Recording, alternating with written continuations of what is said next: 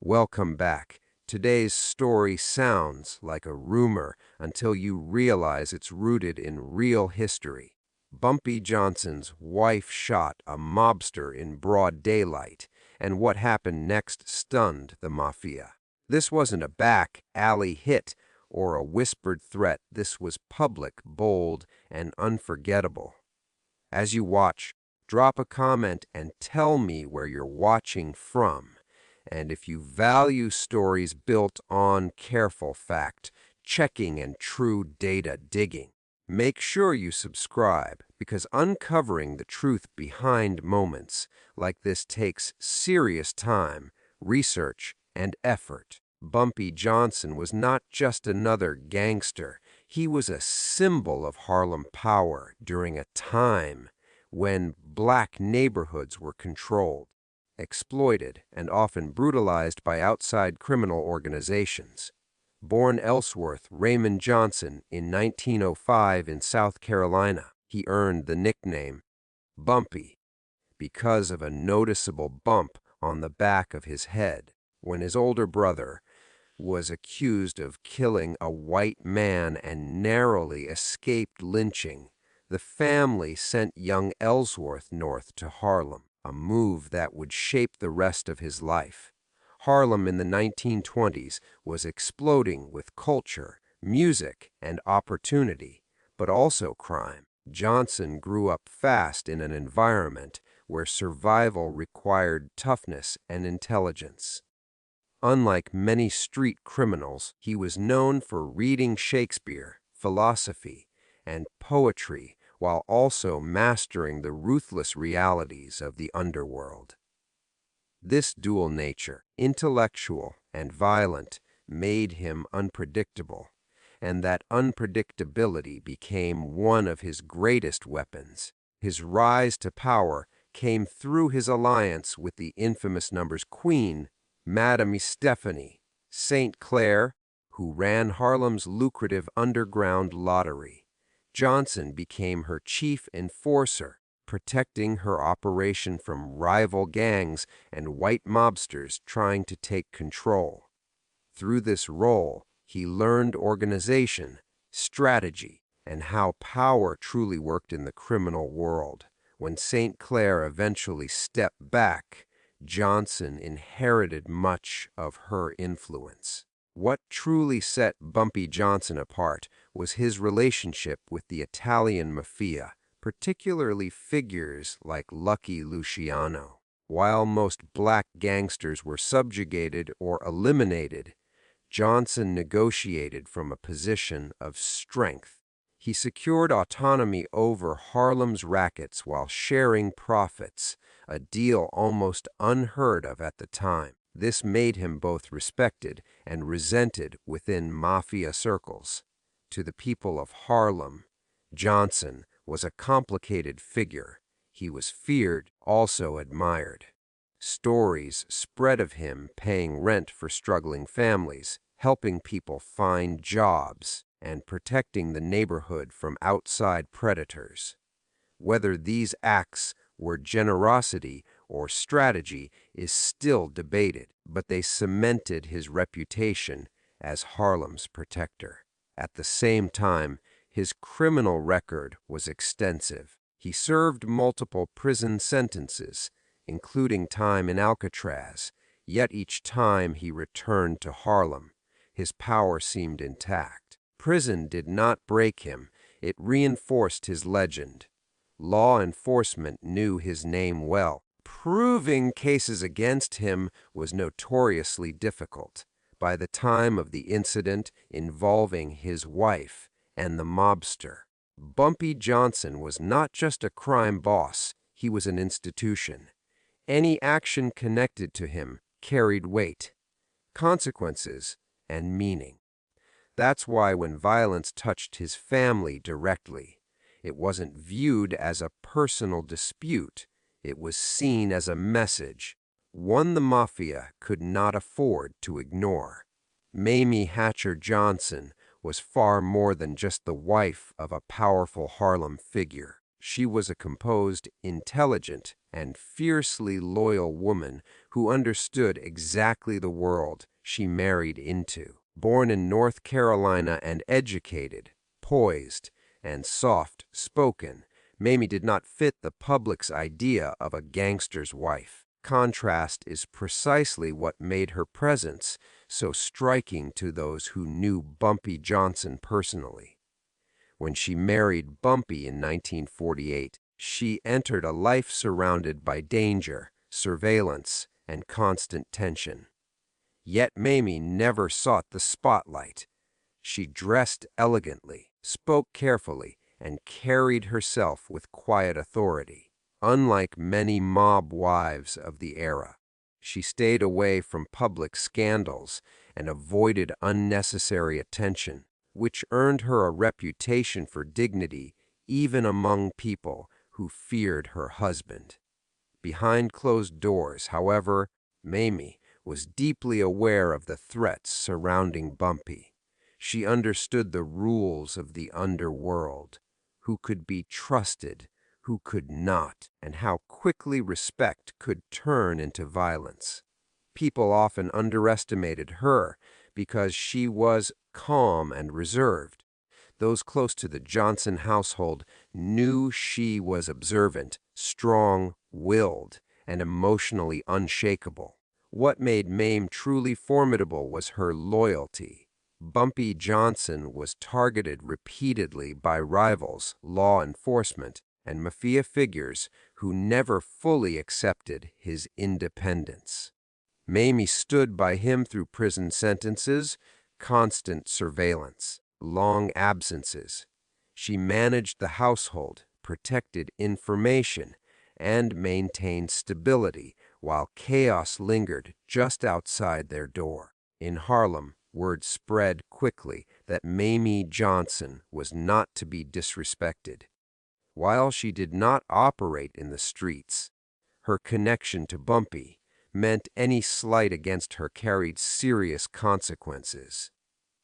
Whether through direct action or symbolic power, she represented a boundary that outsiders were warned not to cross.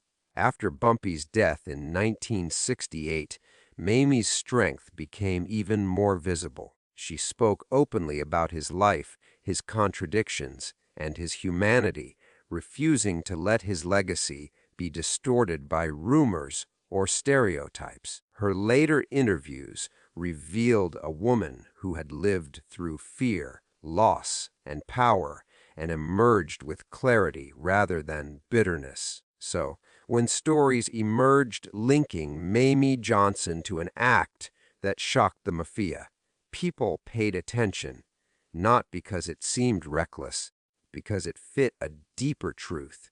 She was not weak, not naive, and not merely standing in Bumpy's shadow. She was a woman who understood the cost of respect in a violent world and what it took to protect it. By the time tensions began rising, Harlem was already a battlefield of unspoken rules and fragile agreements. Bumpy Johnson's working relationship with the Italian Mafia had held for years, but it was never built on trust, only mutual benefit. The Mafia tolerated Bumpy because he was profitable, controlled Harlem efficiently, and kept outside chaos to a minimum. Still, many mobsters resented the idea that a black crime boss operated with autonomy in a world they believed they owned. As younger, more aggressive Mafia figures gained influence, those old arrangements started to feel outdated. Some felt Bumpy had grown too comfortable, too respected, and too independent. Quiet complaints turned into subtle provocations, missed payments, disrespectful remarks, and territorial testing.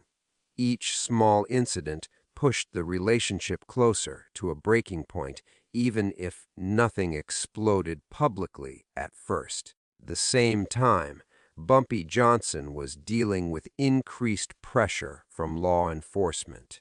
Surveillance intensified, informants were everywhere, and any sign of internal conflict was seen as an opportunity to bring him down. The Mafia knew this and, in some cases, exploited it, applying pressure while staying just within the shadows, hoping Bumpy would either slip up or lose control of Harlem. The tension wasn't limited to business, it became personal. Certain mobsters began acting carelessly around Harlem, treating the neighborhood as if Bumpy's authority no longer mattered. This was a direct violation of the unspoken code that had kept peace for years. To Bumpy, these actions weren't just insults, they were warnings. What made the situation more dangerous was the lack of clear communication. The old Mafia leaders who understood Bumpy were either gone, imprisoned, or losing power. In their place were men who saw intimidation as strength and misread restraint as weakness. Each side believed the other would back down first. Mamie Johnson was not shielded from this tension.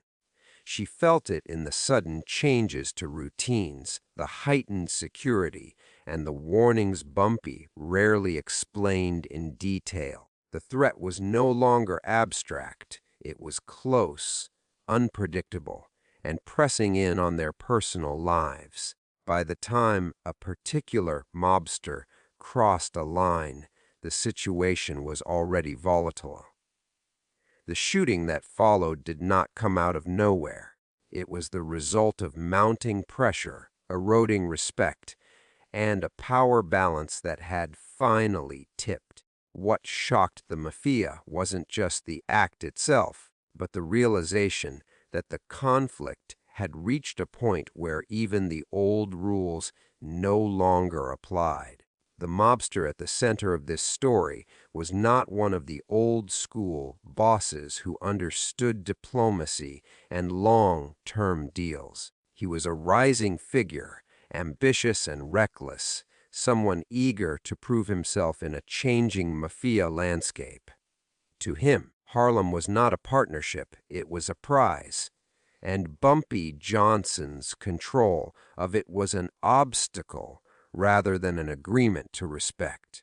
Unlike senior Mafia figures who kept their distance, this mobster made himself visible. He began showing up in Harlem openly, frequenting places he shouldn't have, speaking too freely, and behaving as if Johnson's authority was already fading. These weren't accidents. In the underworld, visibility is a message, and this one was meant to signal dominance. What truly crossed the line was how personal his actions became. He didn't just challenge business arrangements, he disrespected boundaries tied to family and honor. Subtle intimidation turned into overt provocation, including comments and behavior that suggested Mamie Johnson was no longer off limits. In that world, involving a boss's wife was considered unforgivable. People close to Bumpy noticed the shift immediately. Warnings were delivered quietly, through intermediaries and mutual contacts, but they were ignored. The mobster believed Bumpy wouldn't risk destabilizing the fragile peace with the Mafia over one individual. Assumption would prove to be dangerously wrong. What the mobster failed to understand was that respect, not money, was the foundation of Bumpy Johnson's power. Harlem followed Bumpy because he enforced lines that could not be crossed. Allowing this kind of disrespect, especially toward his wife, would have signaled weakness, and weakness invited chaos. There was also arrogance at play. The mobster underestimated Mame Johnson entirely.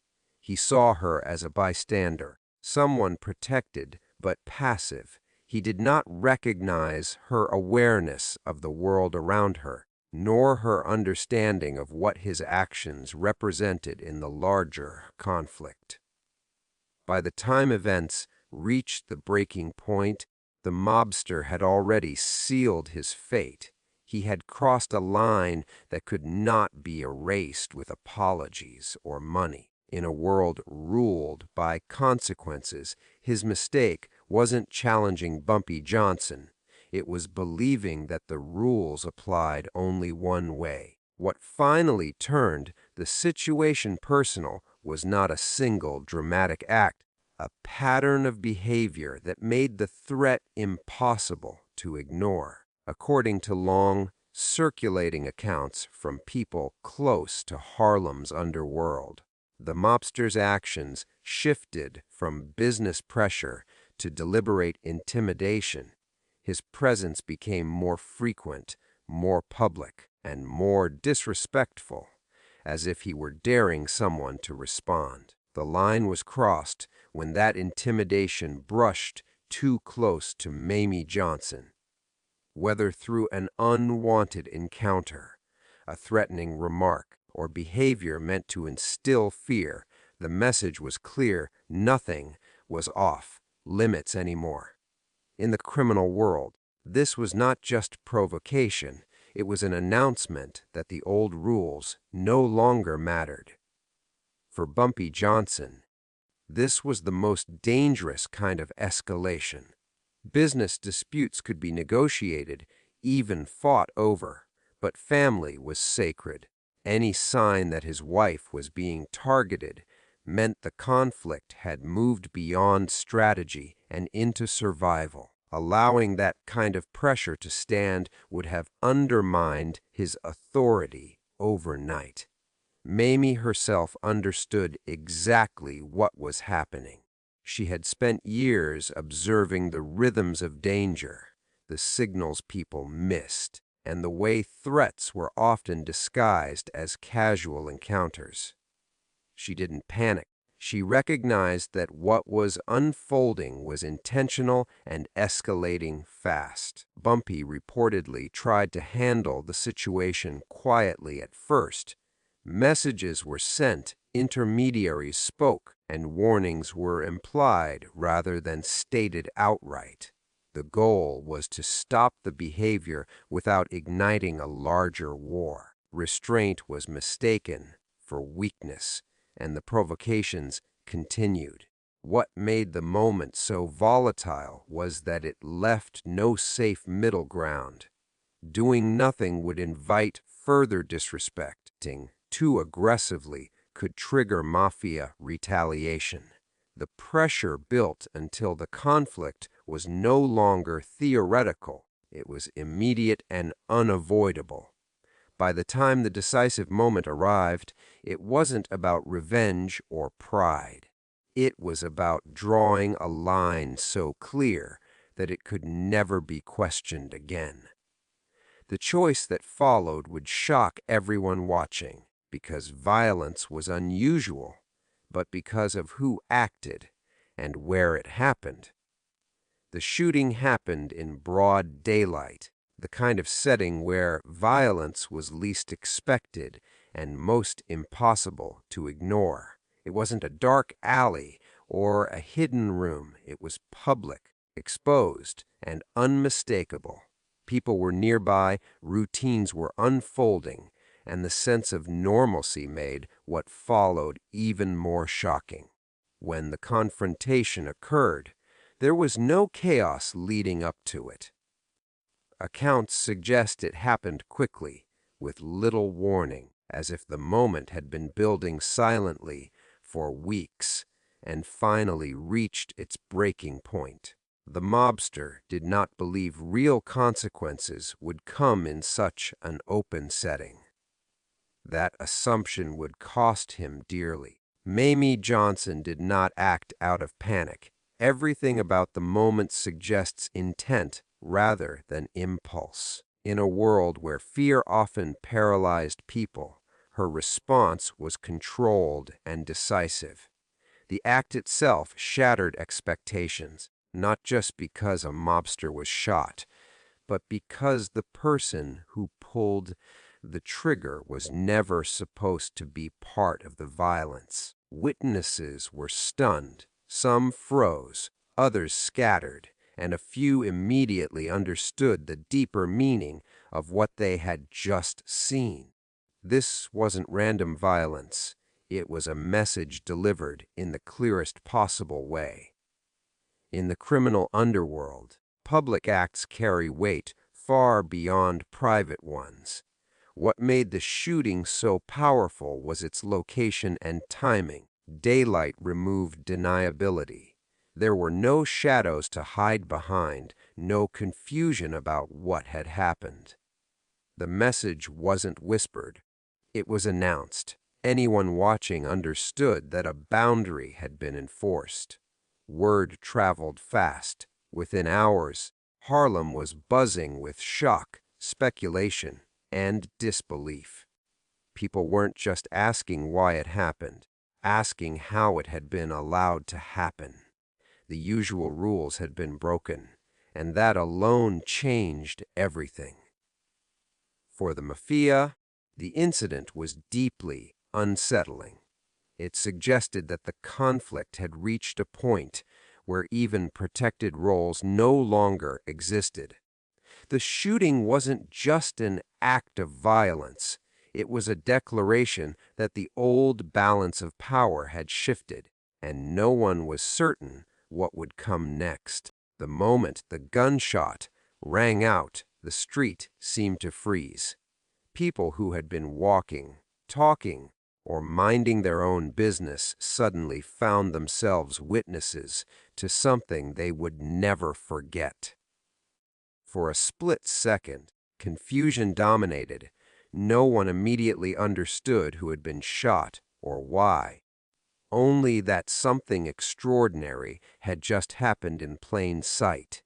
Some witnesses instinctively backed away, creating distance without fully turning their backs. Others stood still, stunned by the sheer boldness of the act. Daylight shootings were rare not because violence was uncommon, but because public visibility carried consequences. Everyone present understood that this was no accident and no random act. There was immediate recognition that this wasn't an ordinary street crime. As people processed who the victim was, murmurs spread quickly. Names weren't spoken loudly, but recognition moved fast through glances and hurried whispers. A mobster being shot openly sent a chill through the crowd. It meant the usual protections had failed. What shocked witnesses even more was the shooter's identity. Once it became clear that Bumpy Johnson's wife was involved, disbelief turned into something closer to awe. In that world, women, especially wives, were expected to be untouchable and uninvolved. Seeing that boundary shattered left people struggling to make sense of what they had seen. Fear set in almost immediately. Some witnesses worried about retaliation, knowing that the Mafia did not forget public humiliation. Others feared police attention, aware that simply being nearby could bring unwanted questions. Many quietly left the area, hoping to erase their presence from the unfolding story. At the same time, there was a strange undercurrent of understanding among some Harlem residents. They may not have approved of violence, but they recognized a line had been crossed long before the trigger was pulled. To them, the shooting felt like the end of a long, silent escalation rather than a sudden explosion. By the end of the day, the incident had already taken on a life of its own. Every retelling added weight, but the core truth remained unchanged. People had seen something that altered the rules in real time. What happened next would ripple far beyond that street, but the witnesses knew they had seen the exact moment when the balance shifted. The Mafia's response to the shooting was immediate, calculated, and ruthless, but also cautious.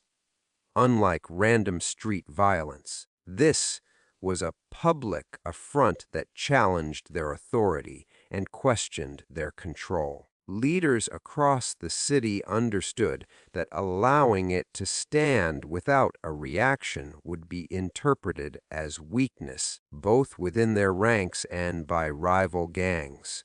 Initially, messages were sent quietly through intermediaries. Trusted lieutenants and neighborhood contacts were tasked with assessing the situation, determining whether this was an isolated act or the start of a larger challenge. The tone of these communications was firm but measured, showing that the Mafia's reach remained intact while they gauged the right moment to respond. The shooting forced a shift in strategy. High-ranking figures who might have ignored small slights now viewed Bumpy Johnson and his household as a serious variable in their calculations. Protecting their own reputation while avoiding outright war required careful planning. Each move had to balance retaliation with caution, ensuring the Harlem community and law enforcement did not tip the scales against them. Orders went out for surveillance of Bumpy Johnson and his associates. Every detail of daily routines, allies, and possible vulnerabilities was noted.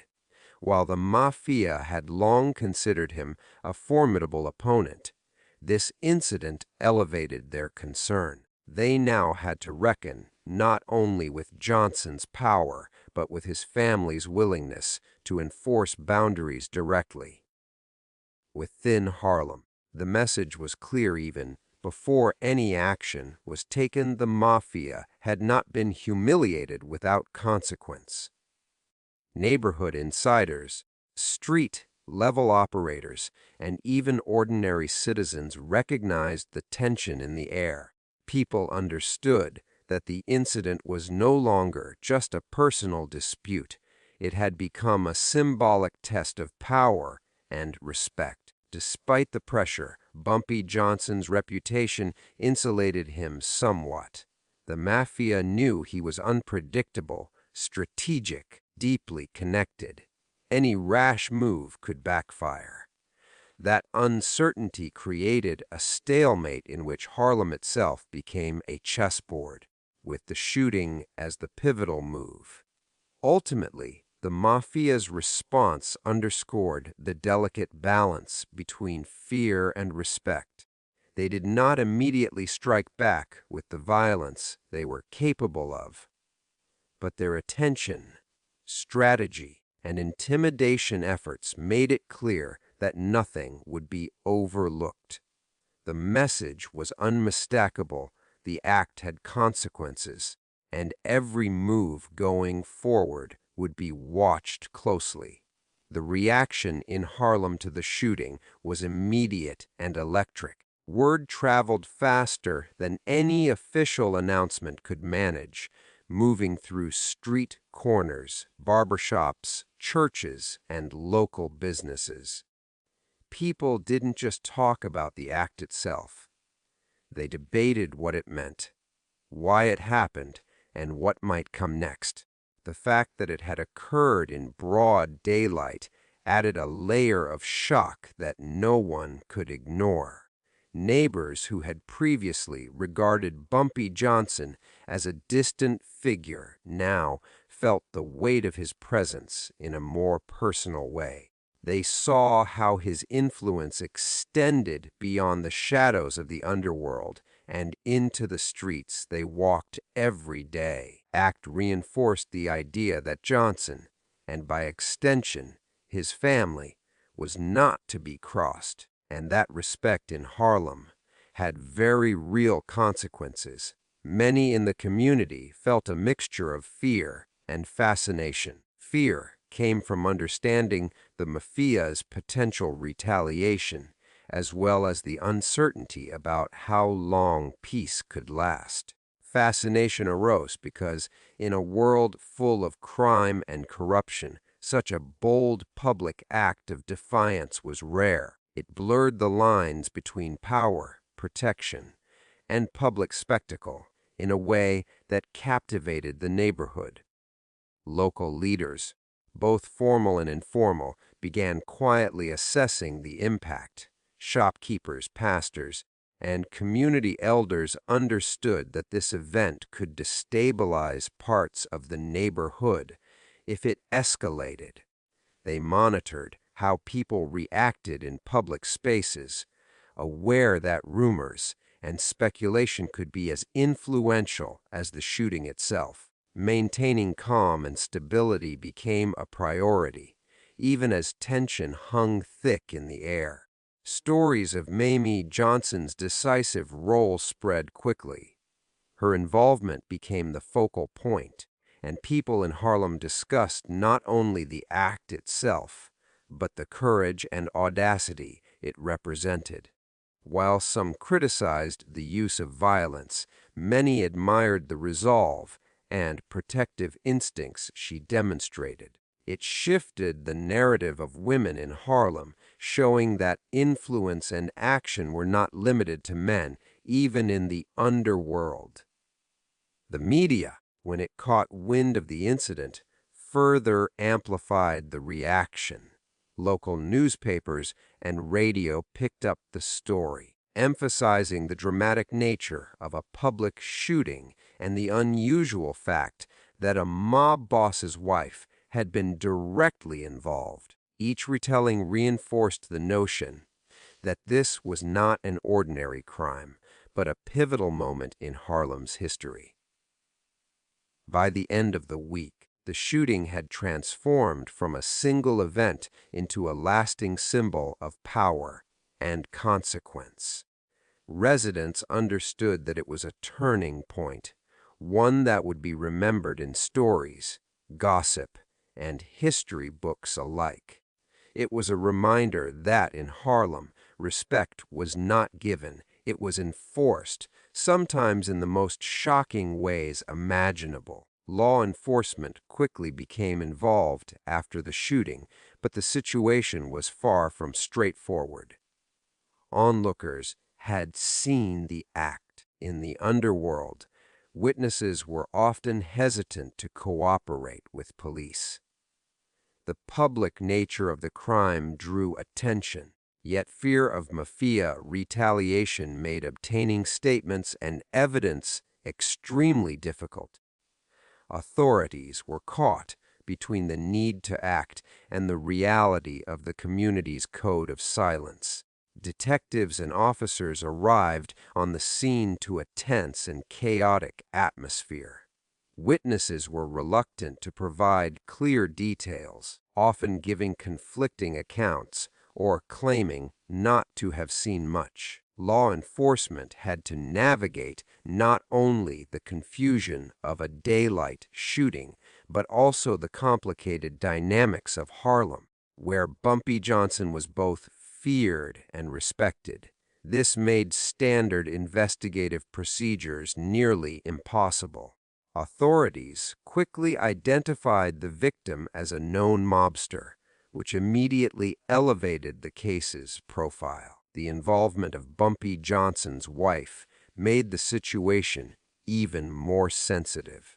Investigators understood that charging someone connected to a powerful figure like Johnson could have repercussions, including potential violence or obstruction, which added layers of complexity to their approach. Surveillance and questioning were intensified. Police monitored the area, keeping tabs on known associates of both Bumpy Johnson and the Mafia. They also attempted to trace the movements of Mamie Johnson and any intermediaries involved, hoping to piece together a timeline. Yet the environment was hostile, and most people were unwilling to cooperate fully, knowing that any misstep could have fatal consequences. Despite these obstacles, law enforcement worked diligently to gather forensic evidence. Ballistics reports, bullet trajectories, and witness sketches were compiled to reconstruct the scene. Investigators faced the challenge of doing so without inciting further violence, as Harlem was already on edge, and the Mafia was known to watch law enforcement movements closely. The case became a balancing act between pursuing justice and maintaining public order. Police could not openly challenge the Mafia without risking escalation, and at the same time, ignoring the crime would undermine their credibility. This delicate position meant that every decision had to be calculated, with law enforcement constantly weighing risk versus reward. Ultimately, the shooting highlighted the limitations of police authority in neighborhoods where respect, power, and fear intersected. While law enforcement could document the incident and attempt to investigate, the broader consequences, retaliation, community reaction, and the strategic calculations of Bumpy Johnson showed that in Harlem, true control often lay outside official channels. The authorities' role was significant but constrained, forced to operate in a world governed as much by social codes as by law. After the shooting, Bumpy Johnson faced one of the most delicate moments of his career. Known for his intelligence and strategic thinking, he understood immediately that this wasn't just a personal matter. It was a test of his power, influence, and the limits of respect in Harlem. Any misstep could spark retaliation from the Mafia or destabilize his own community. Rather than reacting with immediate violence, Bumpy carefully assessed the situation. He consulted trusted allies and intermediaries, weighing the consequences of each possible response. His experience taught him that retaliation had to be measured, deliberate, and symbolic, rather than impulsive. Every move had to reinforce his authority without unnecessarily escalating the conflict into an all-out war. Bumpy also reinforced his network in Harlem. Friends, enforcers, and community leaders were subtly reminded of his power and the stakes of crossing certain boundaries. These quiet demonstrations of influence weren't about intimidation alone. They were signals that he remained in control and that his family's safety was non-negotiable. He maintained a low public profile during this period, allowing the news of the shooting to ripple through the streets without adding his own dramatics. Harlem watched rumors spread, and yet Bumpy's calm presence reinforced the notion that he was unshaken. This balance of visible restraint and behind-the-scenes action further solidified his legendary reputation. Strategically, he also considered the Mafia's perspective. While he could have acted aggressively, he knew that open confrontation with Italian organized crime could lead to chaos or government attention that neither side wanted. Instead, he relied on his reputation, Mamie's decisive action, and careful diplomacy to manage the threat. By handling the aftermath thoughtfully, Bumpy ensured that Harlem's respect for him grew even stronger. The community saw that, while he was ruthless when necessary, he was also calculated and intelligent, someone whose family mattered and whose decisions were guided by strategy, not emotion. Ultimately, the way Bumpy Johnson managed the situation sent a clear message: his household was untouchable, and any challenge to their safety or respect carried consequences. The incident reinforced his authority, reshaped local power dynamics, and reminded both the Mafia and Harlem that Bumpy Johnson operated on his own terms, balancing fear, loyalty, and strategy with unmatched precision. The Mafia never forgot the shooting, because it was more than an isolated act. It was a direct challenge to their authority and a signal that the old rules no longer fully applied. Publicly, it humiliated them by demonstrating that a mobster could be confronted openly and by someone they did not expect, a gangster's wife. Kind of audacity was unprecedented, and the event stayed alive in their memory for years. Within the organization, discussions about the incident continued long after it happened.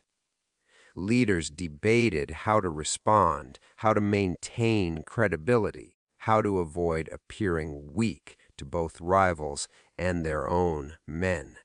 Even if no immediate retaliation occurred, the shooting became a benchmark for understanding the limits of their influence, especially in Harlem, where Bumpy Johnson operated with such independence.